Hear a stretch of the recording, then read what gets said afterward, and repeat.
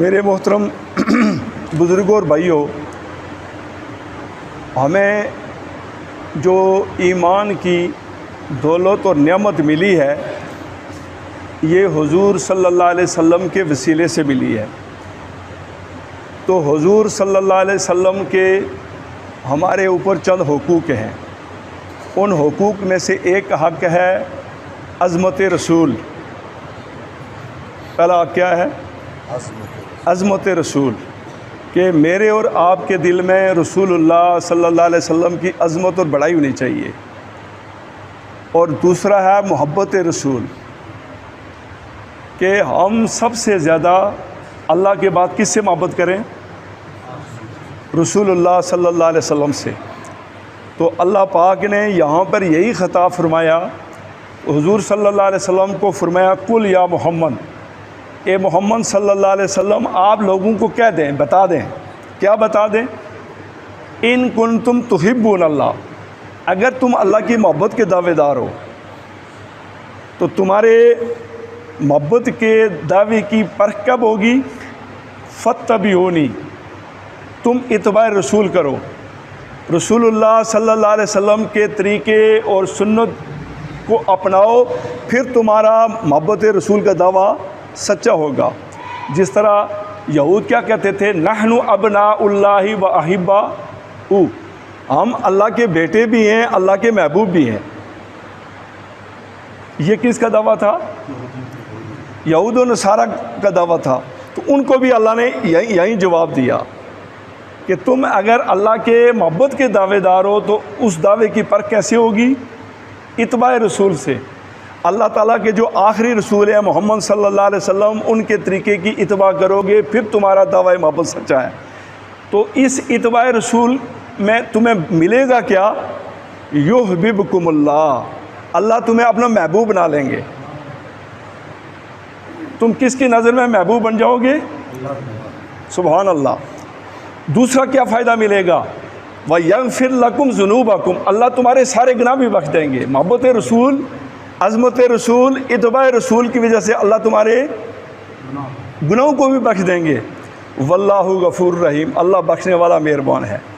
اسی لیے کسی اللہ والے شاعر نے کہا ہے کہ نقش قدم نبی کے ہیں جنت کے راستے، اللہ سے ملاتے ہیں سنت کے راستے۔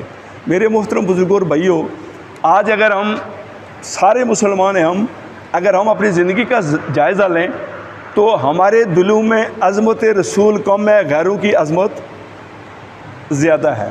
اس کی پہچان کیا ہے؟ کہ ہم غیروں کے طریقوں کو اپنانے میں فخر محسوس کرتے ہیں۔ ہماری شادیاں دیکھو، ہماری غمیاں دیکھو، ہماری انفرادی زندگی دیکھو، اجتماعی زندگی دیکھو، ہم کس کی نقل کرتے ہیں؟ غیروں کی۔ اور غیروں کے بارے میں اللہ نے کیا فرمایا کہ اہدنا الصراط، سورہ فاتحہ میں فرمایا کہ اللہ سے ہدایت کی دعا مانگو، اہدنا الصراط، اے اللہ ہمیں سیدھے راستے پہ چلا۔ اللہ کون سا راستہ سیدھا ہے؟ صراط الذین انعمت علیہم، راستہ ان کا جن پہ تو نے انعام کیا۔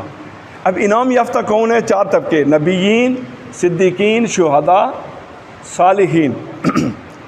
تو پھر آگے قرآن نے بتایا غیر المغضوب علیہم ولا الضالین، نہ راستہ ان کا جن پہ تیرا غصہ ہوا اور نہ گمراہوں کے راستے پہ ہمیں چلانا۔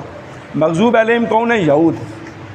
تو انہوں نے نبیوں کی توہین کی، نبیوں کو قتل کیا، 70,000 نبیوں کو یہود نے قتل کیا۔ اور نصارہ جو تھے یہ گمراہ ہوئے، یعنی یہودیوں نے نبیوں کے رتبے کو گرایا اور نصارہ نے نبیوں کے رتبے کو بڑھایا۔ کس کے ساتھ ملایا؟ اللہ کے ساتھ ملایا۔ یعنی گھٹانا یہ بھی جرم ہے، بڑھانا۔ اللہ سے ہم نہیں ملا سکتے نبیوں کو، اللہ اور نبی میں فاصلہ ہے۔ جہاں نبی کی نبوت کا اختتام ہوتا ہے وہاں سے خدا کی خدائی شروع ہوتی ہے۔ اسی طرح ولی جو ہے، ولایت کی جہاں انتہا ہوتی ہے وہاں سے نبوت کی ابتدا ہوتی ہے۔ تو میرے محترم، میں آپ کو مثال بتاتا ہوں کہ غیروں کی عظمت کی مثال کیا ہے۔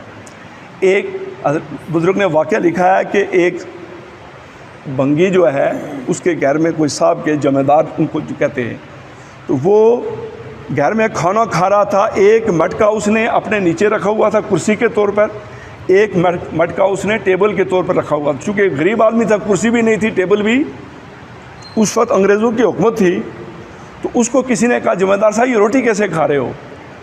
اس نے کہا میں صاحب کے طریقے سے روٹی کھا رہا ہوں۔ کون سے صاحب؟ انگریز بہادر۔ کیوں کہ اس نے دیکھا تھا انگریزوں کے کرسی اور ٹیبل پر روٹی کھا رہا۔ اب غریب آدمی سے نہ اس کے پاس کرسی تھی نہ اس کے پاس ٹیبل تھا، اس نے کیا کیا، ایک مٹکا الٹا کیا، اس پر بیٹھ گیا، دوسرا مٹکا الٹا کیا، اس کے اوپر روٹی رکھ لی۔ کس کے طریقے پر کھا رہا ہے؟ تو کیا آج ہم وہی طریقے نقل کر رہے ہیں کہ نہیں کر رہے ہیں؟ ہماری شادیاں کیسے ہوتی ہیں؟